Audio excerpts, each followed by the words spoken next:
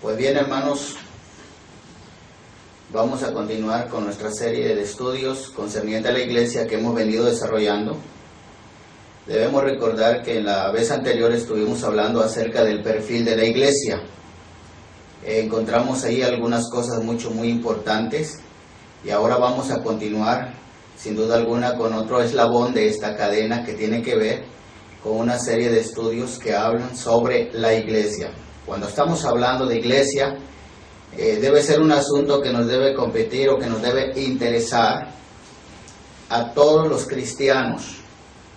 Primero, para enterarnos y para darnos cuenta en dónde nosotros estamos establecidos. Bien, el tema que en esta ocasión vamos a aportar lo he titulado Iglesias Ejemplares. Cabe mencionar que dentro del Nuevo Testamento existe una serie de iglesias que en sí aportan grandes cualidades, pero también grandes deficiencias. A lo que a nosotros nos interesa son las grandes cualidades, porque como seres humanos estamos llenos de errores, llenos de deficiencias, y si nosotros nos ponemos a hacer caso de las deficiencias, no vamos a llegar a ningún lado. Pero si nosotros resaltamos lo que es precisamente las grandes cualidades o las grandes virtudes que tiene la iglesia, entonces sí vamos a llegar a un punto muy alto. En primer lugar, vamos a comentar algunas cualidades que nos presenta la iglesia de Jerusalén. De antemano mencionamos que la iglesia de Jerusalén fue la primera iglesia local establecida por el ministerio apostólico. Estamos mencionando que son los apóstoles del Cordero, es decir, los 11 que quedaron instituidos o constituidos después inmediatamente del ministerio de Cristo. Estos varones comenzaron a trabajar en Jerusalén siguiendo un orden que lo encontramos en Hechos 1:8, cuando se les da la promesa: pero recibiréis el poder del Espíritu Santo para testificar Jerusalén, Judea, Samaria y hasta lo último de la tierra. Entonces, en ese orden vamos a analizar primeramente la iglesia de Jerusalén. Yo los invito a abrir sus Sagradas Escrituras allí en el libro de los Hechos, en el capítulo 2, versículos 41, 42 y también el versículo 46. La letra dice así: así que los que recibieron su palabra fueron bautizados y se añadieron aquel día como 3,000 personas. Versículo 42. Y perseveraban en la doctrina de los apóstoles, en la comunión unos con otros, en el partimiento del pan y en las oraciones. Versículo 46, y perseverando unánimes cada día en el templo y partiendo el pan en las casas, comían juntos con alegría y sencillez de corazón. Número 1, la iglesia de Jerusalén. Bien, el versículo 41 nos proporciona a lo menos 3 grandes lecciones que tanto bien y que tanta falta nos hacen en nuestras iglesias locales de hoy día. Por ejemplo, en el versículo 41 dice que los hermanos ahí recibieron la palabra del Señor. Esto es algo que en este tiempo a veces no es muy común, puesto que nuestras congregaciones en nuestro tiempo no están acostumbradas a recibir la auténtica y verdadera palabra del Señor. A veces lo que en nuestros púlpitos se predica son una serie de ideas humanistas seculares o una serie de filosofías que nada tienen que ver con la exposición bíblica. Esto debería ponernos a pensar a nosotros como siervos de Dios qué es lo que estamos compartiendo con la iglesia del Señor. Recordemos que en el estudio anterior nosotros vimos que es Jesucristo quien está construyendo o edificando su iglesia, no un club social. Ahora seguimos afirmando la misma postura que como iglesia del Señor que es, Jesucristo de antemano ha provisto una palabra clara, enfática, precisa para su iglesia, para que ésta pueda ser alimentada. Es por eso que nosotros los siervos de Dios debemos volvernos a la palabra del Señor y seguir el proyecto original que Jesucristo nos ha dejado de antemano para trabajar en su obra. Aquí se presenta el caso de estos primeros cristianos que fueron aptos para recibir la palabra del Señor. Quiero mencionar también que muchas veces no es muy grato recibir la palabra del Señor, porque la palabra del Señor a veces trae ciertas aportaciones que están precisamente en contra de nuestros intereses personales o egoístas. Cabe mencionar esto, que nosotros entonces al exponer la palabra del Señor y al recibirla, debemos despojarnos de esta serie de situaciones para que podamos tener un corazón recipiente apto para recibir la auténtica palabra de Dios, aunque ésta no sea de nuestro completo agrado. La segunda cualidad que yo encuentro en el versículo 41 que dice es que inmediatamente después de ser receptores eficientes de la palabra del Señor, pasaron a un paso de obediencia, que es el bautismo. Dice que fueron posteriormente bautizados. El término bautismo en agua se define en el Nuevo Testamento como una de las ordenanzas instituidas por el propio Señor Jesucristo. Bien, de antemano lo encontramos en Mateo 28, 18 al 20, cuando se da la gran comisión y se ordena a los discípulos que tengan que bautizar a todos los seguidores de Jesús. Ahora bien, siguiendo la misma estructura, los apóstoles en el libro de Hechos, en el texto en cuestión, nosotros entendemos prácticamente que estos que recibieron la palabra fueron inmediatamente bautizados. Existen algunas congregaciones en este tiempo en donde la membresía de ellos consta de personas que no han tenido esta experiencia bautismal.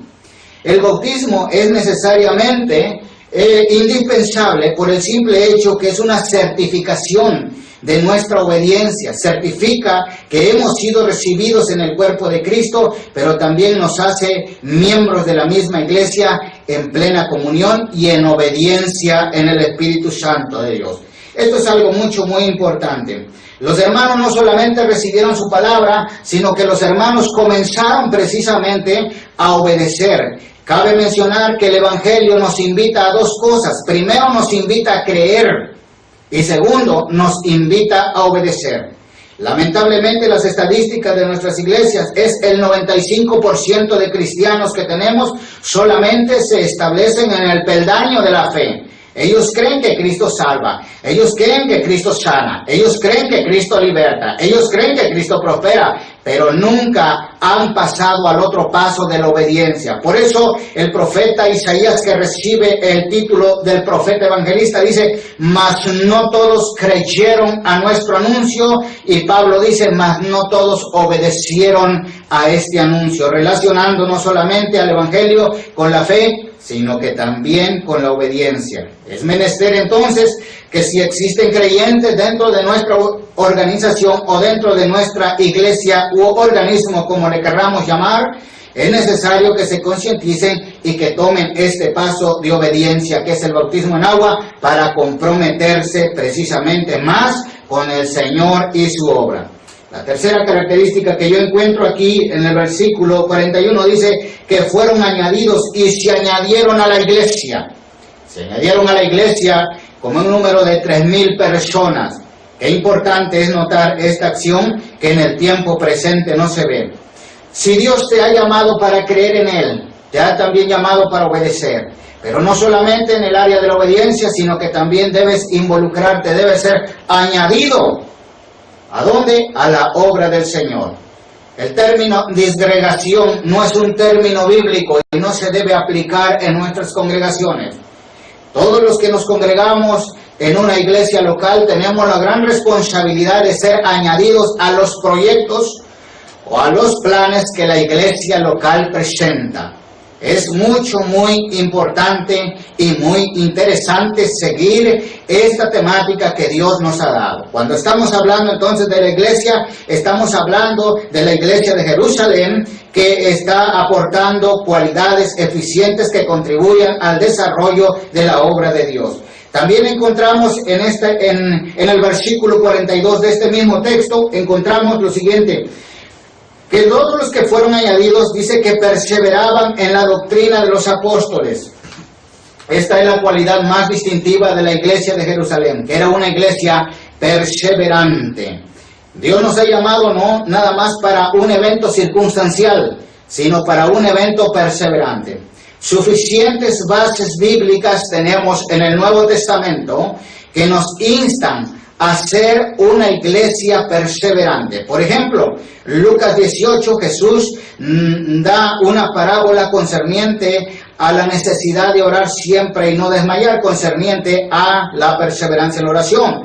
En el Evangelio según San Juan, en el capítulo 15, nosotros encontramos otra cátedra que tiene que ver con la perseverancia en la persona y enseñanza de Cristo. Ahora encontramos en el libro de los Hechos que la iglesia de Jerusalén es una iglesia que persevera en la doctrina de los apóstoles. ¿Cuántos en este tiempo perseveramos en esas sanas doctrinas? Las doctrinas de los apóstoles eran caracterizadas por el tema central de la resurrección, que Jesucristo resucitó y que fue fiel y que permanece para siempre vivo, y así como Él resucitó, es capaz también de resucitarnos en el día postrero. No solamente el tema de la resurrección fue el tema central de los apóstoles, también se predicó sobre el temor a Dios, pues el versículo 47 dice que el pueblo temía a Dios. Las enseñanzas de los apóstoles producían un cambio interno dentro de los conciudadanos de aquella época, y estos resultaban en que volvían a ser temerosos de Dios. ¿Qué tanto nos hace falta ese temor de Dios en nuestros tiempos? No solamente el temor de Dios era una partícula importante de las enseñanzas de los apóstoles, sino que también era de la santidad. Los apóstoles hablaron de la santidad. Los apóstoles hablaron de la obediencia, hablaron de la sujeción, hablaron de la autoridad, hablaron de la sanidad, hablaron de la liberación, y múltiples temas que contribuían al crecimiento de la iglesia eran dadas por los apóstoles. Pero los hermanos de la iglesia de Jerusalén eran fieles y perseverantes en esas enseñanzas. Ellos no estaban interesados en platicar o exponer otros temas totalmente muy fuera de la Biblia. Ellos estaban enfocados en la Biblia, estaban enfocados en la palabra de Dios, y estaban interesados en que los cristianos que eran adeptos a la obra de Dios tenían que perseverar en esas sanas enseñanzas. Esto es algo de vital importancia que nosotros como siervos de Dios y como iglesia de Dios en este tiempo deberíamos hacer hincapié, deberíamos estudiar y de revisar cuáles son nuestras doctrinas. Hay veces que el conjunto de nuestras doctrinas en este tiempo presentan gran parte de enseñanza extra bíblica, que cuando debería ser bíblica al 100%. No solo perseveraban en la doctrina de los apóstoles, sino que también en la comunión unos con otros. La comunión es el resultado que trae el Espíritu Santo a nuestra vida. Si usted está presumiendo de que el Espíritu Santo está en su vida, entonces una de las evidencias inequívocas que usted debe presentar como siervo de Dios y como creyente en Jesucristo es buscar la comunión con otros hermanos y no la división. Con mucha tristeza y con mucho respeto a nuestros colegas decimos esto. Hay veces que tenemos esto los pastores de decir en nuestros púlpitos: no precisamente establezcan relación de ninguna índole con los hermanos bautistas, con los hermanos metodistas, con los hermanos presbiterianos, pentecosteses o etcétera. No estamos contribuyendo a la comunión del Espíritu Santo. Estamos partiendo la obra de Dios en pedazos como si fuera nuestra. Cuando, escuche bien, en el libro de Apocalipsis, yo encuentro que el Espíritu Santo trabaja a la par con la iglesia y dice, y la iglesia y el Espíritu Santo dicen, sí ven, Señor Jesús. Yo quisiera pensar en este tiempo de que la iglesia está preparada para recibir a Cristo, pero las evidencias nos muestran todo lo contrario. Déjeme decirle que el Espíritu Santo está trabajando en el núcleo de nuestras congregaciones locales para que establezcamos no solamente un compañerismo, sino una comunión íntima con nuestros demás hermanos. Este es el ejemplo que aporta la iglesia de Jerusalén. Ellos tenían comunión unos con otros. Y si ellos pudieron tener comunión unos con otros, ¿quiénes somos nosotros para no tenerla con nuestros demás hermanos? Este es un imperativo de origen divino. Nosotros como creyentes debemos estar y buscar estar en comunión con nuestros demás hermanos, porque el mismo Espíritu quien salvó a los bautistas también salvó a los pentecosteses. El mismo Espíritu quien salvó a los presbiterianos también salvó a los metodistas y también está salvando a múltiples multitudes de este tiempo. Hermanos, les exhorto en el nombre del Señor a que busquen establecer la comunión con sus demás hermanos, porque la iglesia de Dios es una sola y no es un club de carácter privado. Otra de las cosas que proporciona la iglesia de Jerusalén en el versículo 42 es la celebración de la cena del Señor y partían el pan juntos.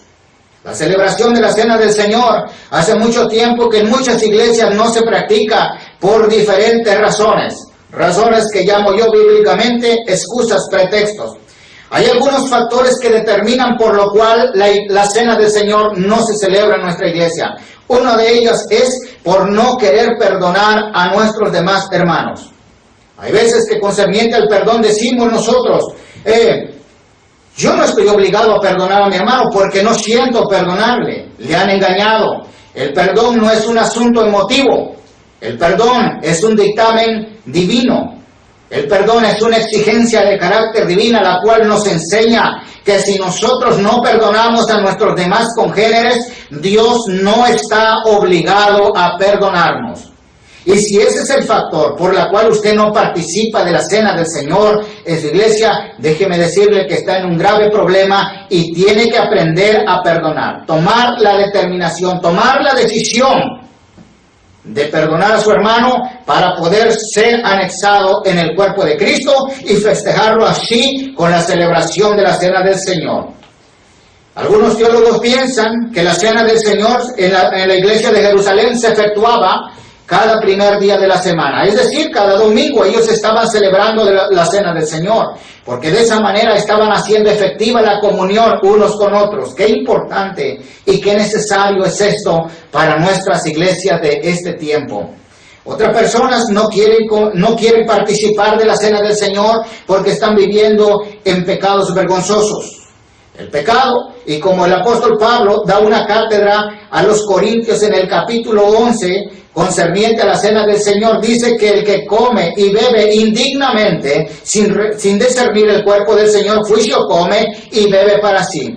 Yo quiero decirle en el nombre del Señor de que usted debe tomar todas las medidas necesarias y debe de ser bíblico. El proverbista escribió: el que confiesa sus pecados prosperará, pero el que los encubre no prosperará. Mas el que los confiesa y se aparta de ellos alcanzará misericordia. Usted tiene que arrepentirse, usted tiene que volverse a Dios y debe testificar delante de su congregación en una actitud de amor y obediencia para que pueda ser partícipe de la cena del Señor, que es otro ejemplo importante que la iglesia de Jerusalén nos proporciona. Bien, en el otro punto, otra característica distintiva precisamente que nos aporta la iglesia de Jerusalén es que la iglesia perseveraba en las oraciones. Qué importante es esto. La oración es uno de los grandes requisitos que trae grandes éxitos a nuestra congregación. De nada sirve que implementemos métodos o técnicas de crecimiento en nuestra iglesia, cuando bien sabemos perfectamente que si nosotros oramos y ayunamos, el resultado de nuestra iglesia será un crecimiento sano, maduro. Muchos de los métodos aplicados a nuestra iglesia para fomentar el crecimiento son métodos extraídos que el sistema mundanal nos ofrece, pero nos funcionarán por algún tiempo y en determinados momentos traerá el resultado de un crecimiento falso o ficticio.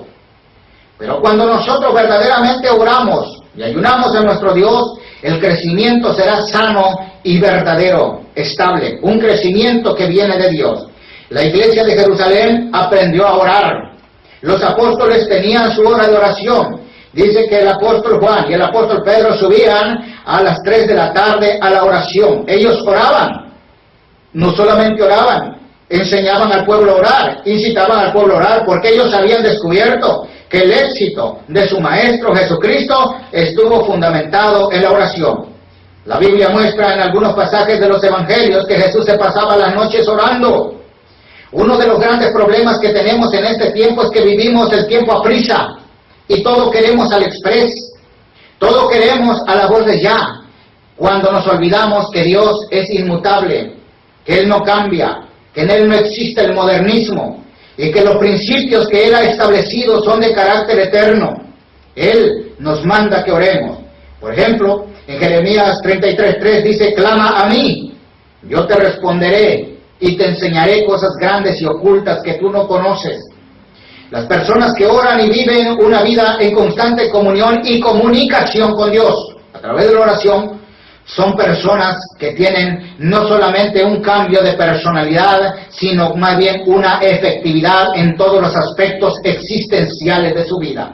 ¿Quiere usted ser una persona de éxito? Usted tiene que buscar a Dios, usted tiene que buscar el rostro de Dios en oración. Una de las cosas que practicaba el salmista David y que tocó el corazón de Dios y por el cual se ganó el título de ser llamado varón conforme al corazón de Dios, es que era un hombre de entera oración. Y dice: de mañana te buscaré. En otra porción del Salmo dice: me precipité al alba. Y esto es algo muy importante que nos hace falta de cultivar en este tiempo. Volviendo a la iglesia de Jerusalén, la iglesia de Jerusalén había sido una iglesia que había aprendido a practicar la perseverancia en la oración. El diablo sabe perfectamente bien que el poder del cristiano está en Dios y en Jesucristo, pero que ésta se hace efectiva cuando el creyente ora y busca a Dios. Si usted ora, es difícil que el enemigo va a poder minar su alma. Si usted busca a Dios, es difícil que el enemigo va a poder vencerle, porque su vida estará cubierta con la cobertura que Dios proporciona por medio de la oración. Solamente Dios está capacitado para proporcionar cobertura de tal magnitud. Por eso el Salmo 23 se hace efectivo cuando nosotros oramos. Pero si no oramos, usted no tiene derecho a decir el Salmo 23. ¿Por qué? Porque esto solamente se efectúa por medio de la comunión y la comunicación íntima con nuestro Padre Celestial. Bien, no solamente la iglesia perseveraba en las oraciones, sino que también perseveraba en la unidad, en los cultos. Dice en el versículo 46 que la iglesia cada día en los servicios hacía acto de presencia. Hay veces que estamos mucho mal informados concerniente al área precisamente de la asistencia. Hay veces que nosotros pensamos que asistir a nuestras iglesias o nuestras congregaciones es un acto puramente religioso. Déjeme aclararle una cosa importante. Primero, que el cristianismo no es una religión. El cristianismo es un nuevo estilo de vida que Dios ha traído sobre la faz de la tierra. Dios no ha venido por religiosos. El enemigo está contento en tener mucha gente religiosa. La religión nos salva. El cristianismo es un estilo de vida. Usted debe ser cristiano en su hogar. Usted debe ser cristiano en su iglesia. Debe ser cristiano en su trabajo y en todos los aspectos existenciales de su vida que le rodeen. Usted debe ser cristiano. El cristianismo envuelve no solamente el comportamiento de nuestros actos, también de nuestras palabras y de nuestros pensamientos. Pero ahora bien, fíjese nada más cómo la iglesia acudía cada día. Jesús mismo fue el ejemplo. Cada sábado Él estaba en la sinagoga, permíteme decirle. No estoy inculcando a que busque a Dios en el día sábado, de ninguna manera. Lo que estoy diciendo es que como cristiano que es usted, debe respetar las normas establecidas en su congregación, y si 3 días a la semana su iglesia tiene servicios, es la responsabilidad de usted de estar en esos días allí, alabando, glorificando el precioso nombre de Dios y estar conviviendo con sus hermanos en Cristo. Note bien que nuestras iglesias no tienen como fin solamente el hacer cultos para entretener a las personas, sino que nuestras iglesias son precisamente los centros de educación que contribuyen a una formación de carácter cristiana y también ministerial, forjándonos y preparándonos para la vida eterna. Bien, me llama mucho la atención que este gran número de personas acudían precisamente cada día en el templo, y todos los hermanos de las iglesias se esforzaban. Yo recuerdo muchas veces que hace algunas décadas, 2 décadas atrás, cuando no teníamos todavía todos los avances que hoy tenemos, las personas se esforzaban más. Y parece que las grandes comodidades han atrapado a los cristianos de este tiempo. No creemos en los cultos por internet. No creemos en los cultos que la ciencia o que otro sistema está proporcionando. La Biblia menciona en el Salmo número 133, mirad cuán bueno y cuán delicioso es habitar los hermanos juntos en armonía. Tienes que congregarte en tu iglesia. Tienes que buscar un centro de reunión para que puedas recibir dos cosas. Primero, bendición, y segundo, vida eterna. Una persona que no se congrega está muriendo espiritualmente. Una persona que no se congrega en su congregación, en su iglesia, está bajo maldición y no bajo bendición, ya que las iglesias son las sucursales, por así decirlo, que Dios ha establecido para que vaya y reciba vida eterna y también reciba bendición.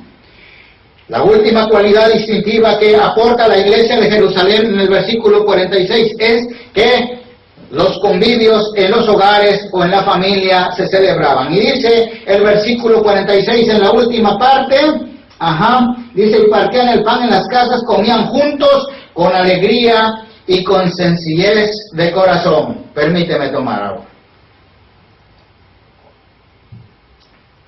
Gracias. Qué importante es esto. Mucho, muy importante.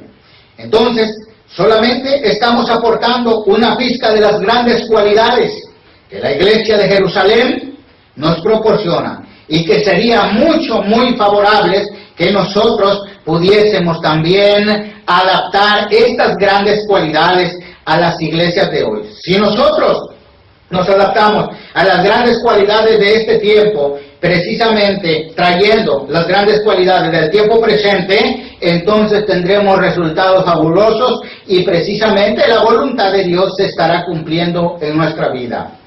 Número 2. Permíteme aportarle ahora, como punto número 2, las cualidades o la cualidad distintiva de la iglesia de Berea. En el mismo libro de los Hechos, en el capítulo 17, versículo 10 y 11, voy a leer, dice: inmediatamente los hermanos enviaron de noche a Pablo y a Silas hasta Berea, y ellos, habiendo llegado, entraron en la sinagoga de los judíos. Y estos, o sea, los de Berea, eran más nobles que los que estaban en Tesalónica, pues recibieron la palabra con toda solicitud, escudriñando cada día en las Escrituras para ver si estas cosas eran así. Qué interesante notar esto. Número 2, la iglesia de Berea. La iglesia de Berea se caracteriza, escuche bien, porque estamos viendo iglesias ejemplares del Nuevo Testamento. Bien, la iglesia de Berea entonces se caracteriza por ser una iglesia escudriñadora de la palabra de Dios. ¿Hay algo familiar de la iglesia de Berea con la iglesia de nuestro tiempo? Déjeme decirle, concerniente a escudriñar. Fíjese nada más. Primero, la iglesia de Berea aprendió a recibir la palabra de Dios. Lamentablemente hay muchas congregaciones que no quieren recibir esta palabra, pero la iglesia de Berea sí la recibía. La iglesia de Berea recibió precisamente a Silas, recibió también al apóstol Pablo, sin duda alguna, a Pedro, a Apolos, a Silvano, a grandes expositores de la Biblia en los tiempos del Señor Jesucristo. Pero algo mucho, muy importante. Si comparamos las enseñanzas, si comparamos las palabras que estos grandes siervos de Dios hablaron en ese tiempo, no fueron palabras nada favorables. No fueron palabras alentadoras, hablando humanamente. Fueron palabras que corregían al ser humano, que proporcionaban una disciplina formativa y que proporcionaban en determinado momento también una disciplina correctiva. Pablo fue uno de los hombres muy severos en las Sagradas Escrituras, pero la iglesia de Berea vemos que lo recibió con gozo. Uno de los grandes problemas de nuestras iglesias, y particularmente aquí en nuestra tierra, es que no nos gusta recibir a predicadores o a oradores que traigan la palabra de corrección a nuestras vidas. Precisamente la iglesia de este tiempo está siendo viciada con la doctrina del rey Herodes. El rey Herodes era recriminado precisamente por Juan el Bautista. Juan el Bautista fue uno de los grandes profetas de Dios. Jesucristo mismo dio testimonio de él y dijo: entre los nacidos de mujer no hay otro como Juan el Bautista. Y esto es algo muy importante. Juan el Bautista tenía una característica distintiva de decir las cosas como eran, lo negro negro y lo blanco blanco. Y a Herodes, sin importar la talla de nivel político que Herodes tenía, sin importar la postura económica o la influencia que manejaba, Juan el Bautista le decía: no te es lícito tener relaciones con tu cuñada. En otras palabras, le decía a Herodes: eres un adúltero, debes corregir tu vida, lo que tú estás haciendo no agrada al corazón de Dios. Tanta falta nos hacen estos expositores en este tiempo, porque la iglesia, en vez de ser una iglesia del Señor, se ha convertido en un centro en donde se permite toda clase de pecado. Estas palabras que el rey Herodes escuchaba precisamente por los labios de Juan el Bautista no fueron gratas. Él terminó cortándole la cabeza para que a ver si de esa manera su conciencia de pecado fuera callada. Pablo, al igual que este profeta, Juan el Bautista, también comenzó a decir las cosas de una manera muy severa. Si usted analiza la carta que él escribe a los Gálatas, le dice a los Gálatas: Gálatas insensatos, ¿quién os fascinó para no obedecer a la verdad? Tan necios sois, habiendo comenzado por el Espíritu, hoy vas a terminar por la carne. Tremenda situación. Pero los hermanos de Berea recibieron con gozo.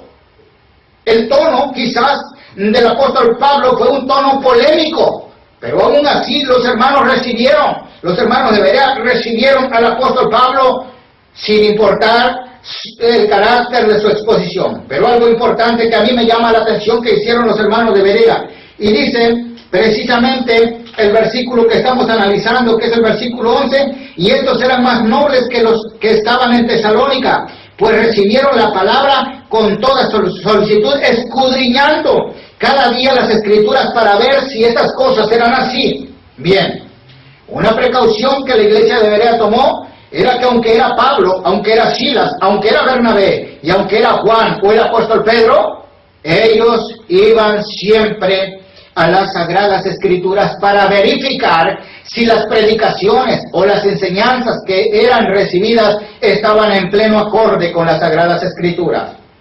Lamentablemente, en este tiempo, nosotros vamos dejando el estudio de la palabra de Dios por un lado, y nos hemos concretado muchas veces a leer libros de autores cristianos, sustituyéndolas por un estudio responsable de las Sagradas Escrituras. Hoy parece que se ha suavizado la instrucción de formación a ministros. Hoy se ha suavizado muchas situaciones, pero déjeme decirle en el nombre del Señor Jesús, tenemos serios imperativos tanto en el Antiguo como en el Nuevo Testamento, que tenemos que escudriñar la palabra del Señor.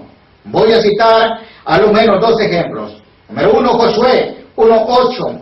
Jehová le dice a Josué: nunca se apartará de tu boca este libro de la ley, sino que de día y de noche meditarás en él, para que guardes y hagas conforme a todo lo que en él está escrito, porque entonces harás prosperar tu camino y todo te saldrá bien. Algo importante que mencionar en este pasaje. ¿Se ha preguntado usted por qué no le salen bien las cosas? ¿Se ha preguntado usted por qué no prospera? No estamos hablando de la prosperidad en conceptos económicos. Estamos hablando de prosperidad en el sentido del apóstol Juan. Cuando el apóstol Juan le escribe y le dice: amado, yo quiero que tú seas prosperado sobre todas las cosas y que tengas salud, pone la base de la prosperidad, así como prospera tu alma. Cuando estamos hablando de prosperidad económica, no estamos hablando de la prosperidad que Dios en sí tiene.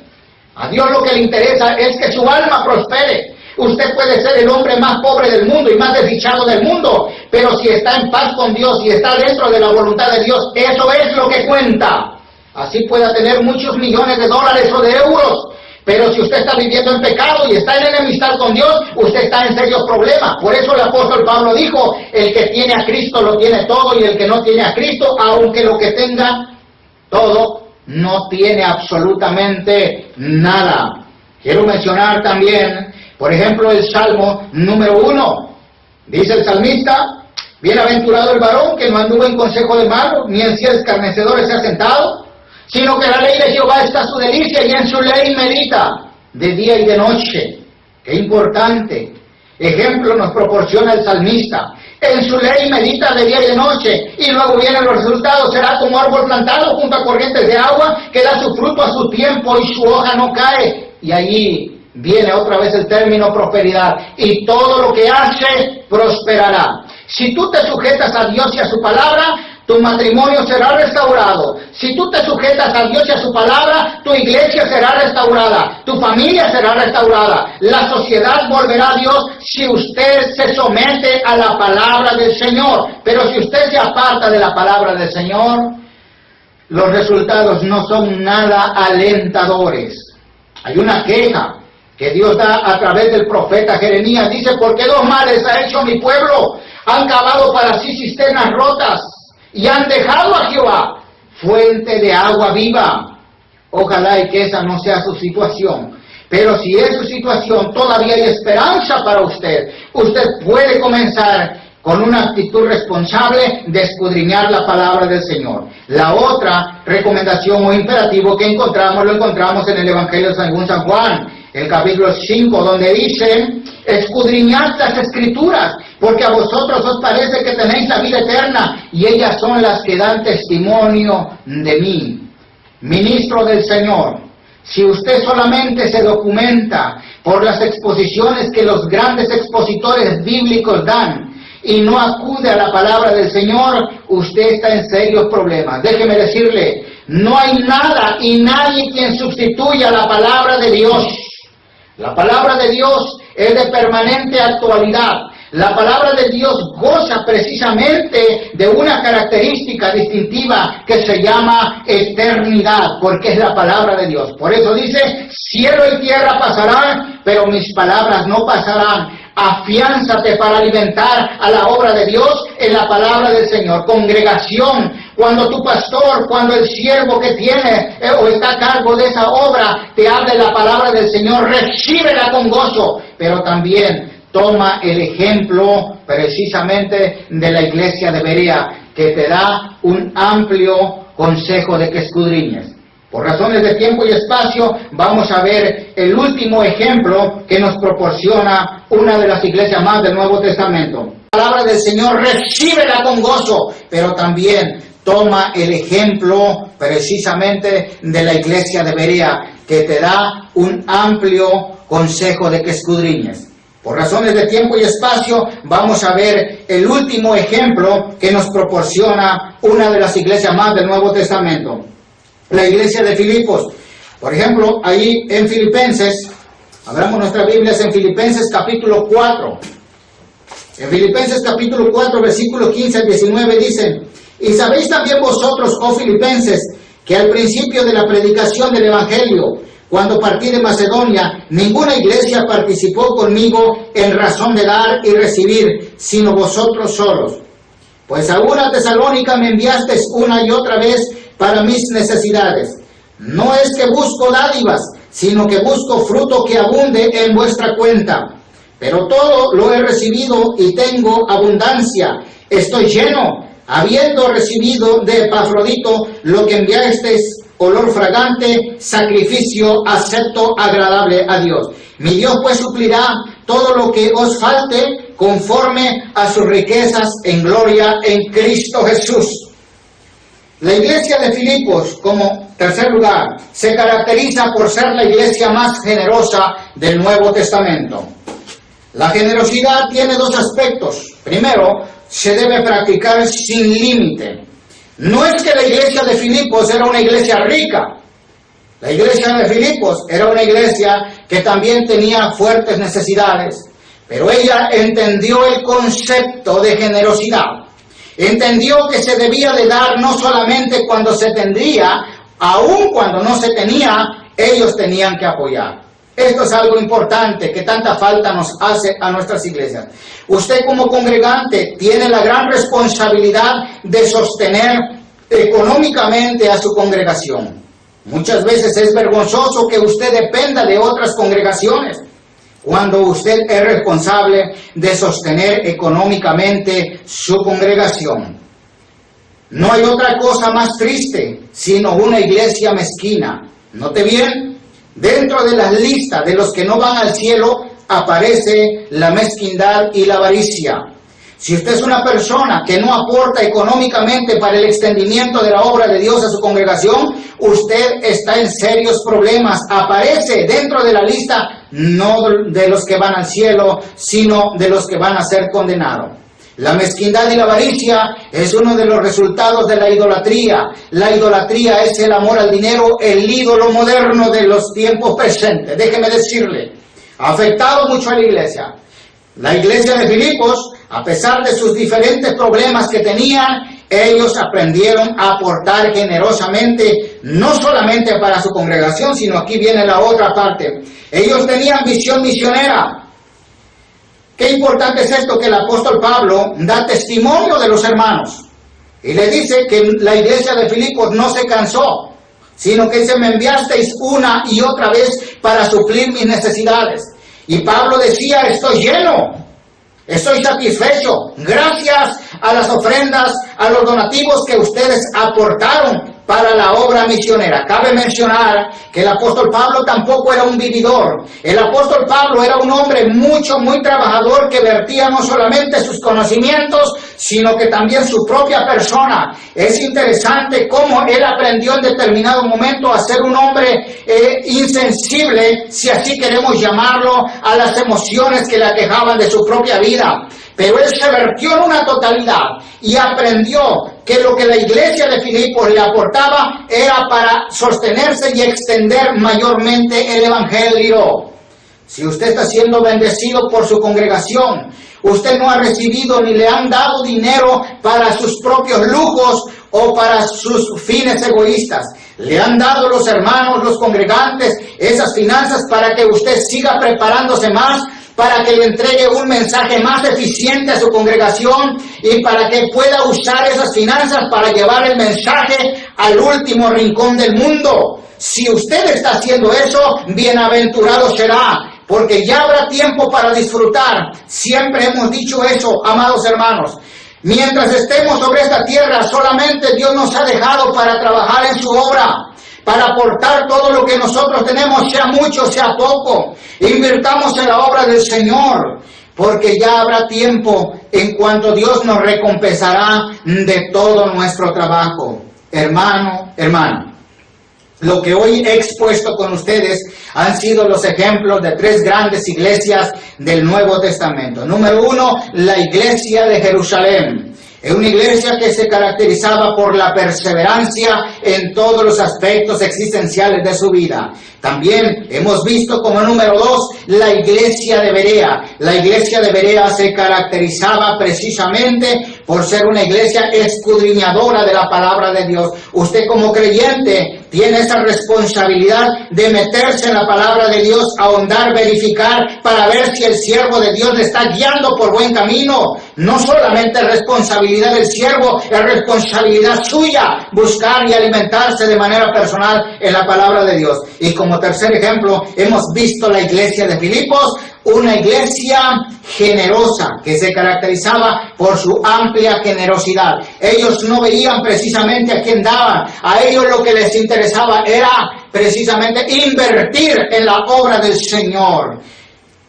Queda mucho por decir, queda mucho por explicar. Lo esperamos para la próxima y que el Señor le bendiga grande y abundantemente. Se despide de ustedes su hermano en Cristo que les ama mucho, David Hernández.